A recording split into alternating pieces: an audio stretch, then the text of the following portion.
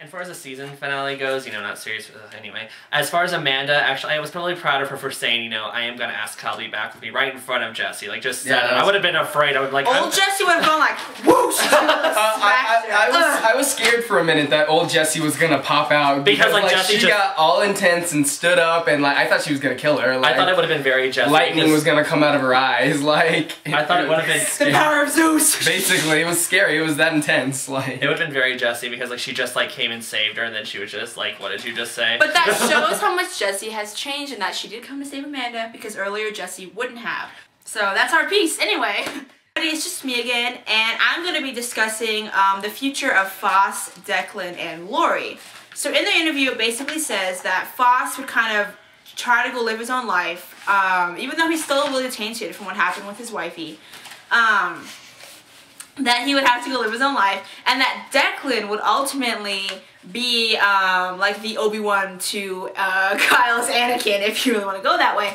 That he would kind of take the place as his mentor, which one of the few things I agreed with this interview 100% was that I totally agree with Declan taking over in the place of Foss. It just leads all back to season 1, and at the very end, you know, all the snooping.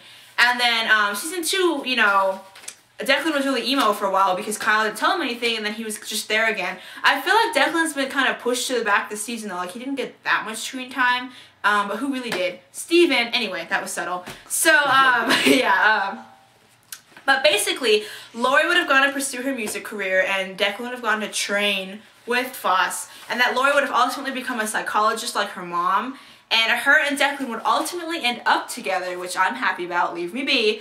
They would ultimately end up together because she would be the only one who would understand his incessant need to kind of be there for Kyle, because she feels that need as well, because that's like her brother, which completely makes sense to me. I really do like that idea. So that's my spiel about that, for those of you who haven't read the interview yet. But yeah, I do like the idea of Declan taking over Foss's.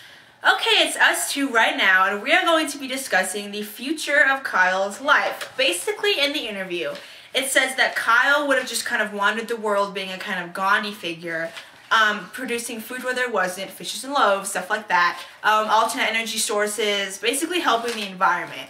Now, personally, I'm going to give my spiel first because I've been waiting for this. Yeah, go ahead.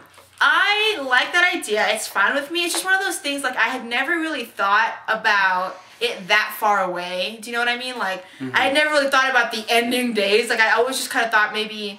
I never really thought he'd go to college because Kyle was too smart for that.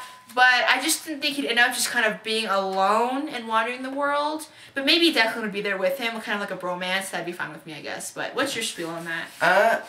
You know, you just kind of like put something into my head that I hadn't really thought about before, that is kind of really far in the future to be thinking about. Yeah. Like, Kyle's gonna end up, you know, this messiah figure just like wandering the world and doing good deeds, and you know, he's supposed to be like a 16-year-old, he's just a kid, you know, and the whole thing about Kyle is that like he wants to have a normal life, he like wants to live with his family. Yeah, and I didn't think about that too. You're right, like that's all he ever wanted, which is why that's why it kind of like it makes sense to me that he would go to college, because it's kind of like you see that in like shows all the time. It's like that exceptionally smart kid who wants to go to college because they want to have that college experience. Like, you know, he'd want to go with his siblings and, you know, have that experience. So I could definitely see him in college. I don't know, I feel like it kind of like changes the tone of the story a little bit to like turn him into like a, you say Messiah, and I feel like he's like in like robes and has like a staff and sandals. Like, it's like, oh, like, I think I would have liked, I would have liked the series finale to be a little bit open-ended. I know I'm gonna get comments up the walls about this, but just a little bit like maybe we didn't know exactly what Kyle was gonna do. Like I said, a lot of people agreed with me. I would have liked the series finale to be them eating dinner at the table together. That would have been nice. That would have been my ideal. And like I said, a lot of people said the same thing as me. Shout out to my subscribers. But I would have liked it kind of be a little open-ended in our minds, as in, hey, let's go on the message boards and think, what would Kyle have done? What do you think he would have done? What do you think he would have done? And it would have been a little more productive speech than all of our rants about how angry we are that the show was over. It would have been kind of like a...